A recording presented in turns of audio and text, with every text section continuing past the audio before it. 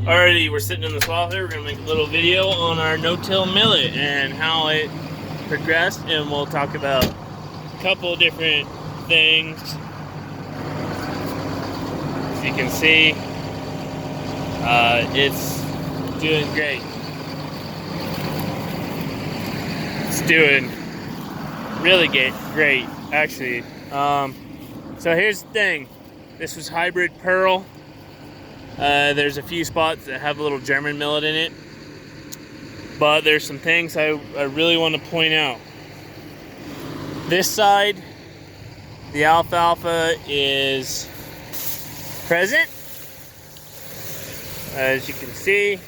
This side has a good amount of alfalfa in it. Not as much as this side, and we'll compare the two.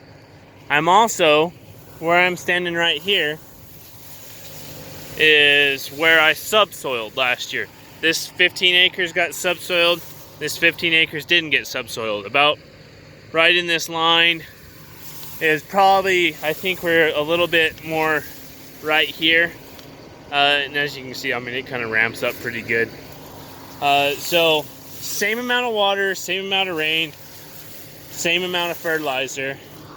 Let's compare the two. A lot of weeds kind of came up, barnyard grass, but you know, I tell you this, cows, they eat the shit out of it. Some foxtail came up. Let's start walking down through here. You get over here, and the alfalfa is a lot thicker, and the ground hasn't been subsoiled. And that's it choked a lot of the crop out. We're still making good windrows. I mean, we can't complain about that. So we'll compare these two windrows next. Right here, I had my pivot sitting like this. You can see how and this is some German millet. I had it in the drill when I came to finish. Look at the heads on it, really leafy. I mean, fantastic stuff. It's up to my waist. This ground was a lot harder, had a lot more competition from the alfalfa. Notice the difference between these two windrows. A lot heavier. Well, what happened is I ran my disc here to fill in this pivot track. I don't have a little track filler. I need to get a track filler, just don't have one. So when you're looking at the difference in those two windrows, I was also tracking mud there. You can see where that's kind of a problem. The outside of my disc rolled some dirt, and I just no-tilled here, so it never got knocked down. Well, we've been getting rain, and it's balling up on my swather. But we knocked some more of the alfalfa down and had a little bit less competition off the bat, you know. So this stuff did come up a little bit better next to the pivot tracks on the side that it was disced, but here you can really kind of tell the difference in those two.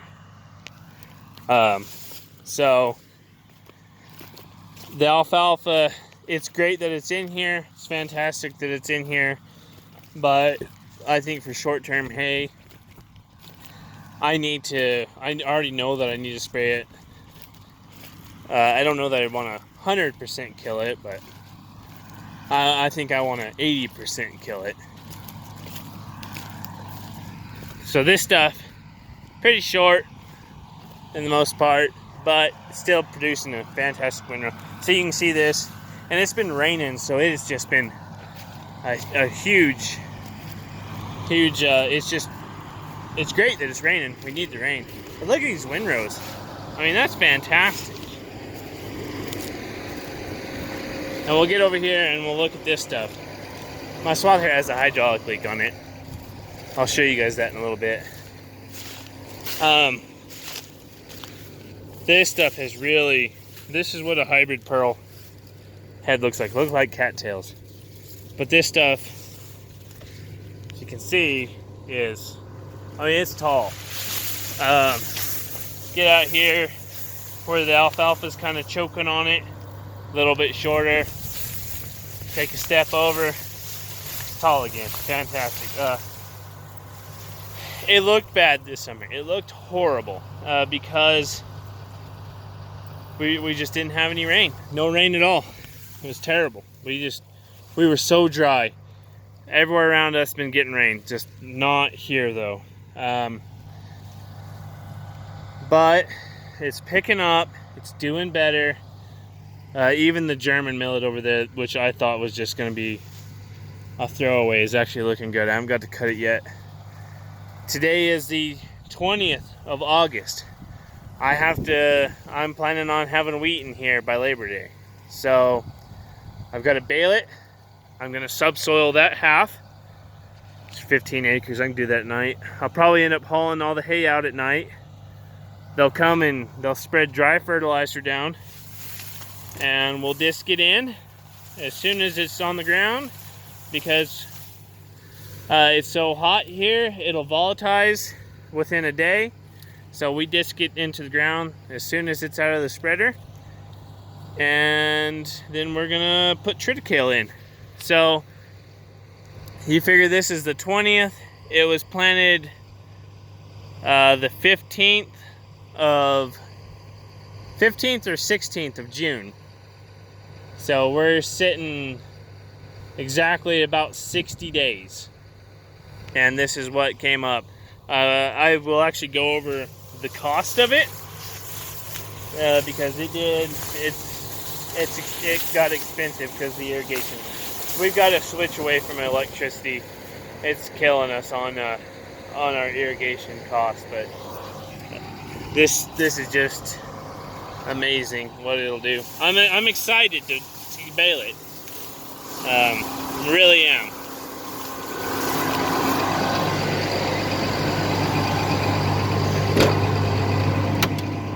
Because we definitely need it to feed. So, give you a little look at that. Normally I wouldn't want to cut with it being this muddy, but got to cut it today. Would like to have gotten my hydraulic leak fixed. There's a valve on the solenoid block that's like sticking, or the little poppet valve is what they're telling me, and it's causing the hydraulics to leak around the solenoids. Oh well, so I've got to get that fixed. But yeah, that's where we're at. We're just gonna keep running, get this stuff on the ground.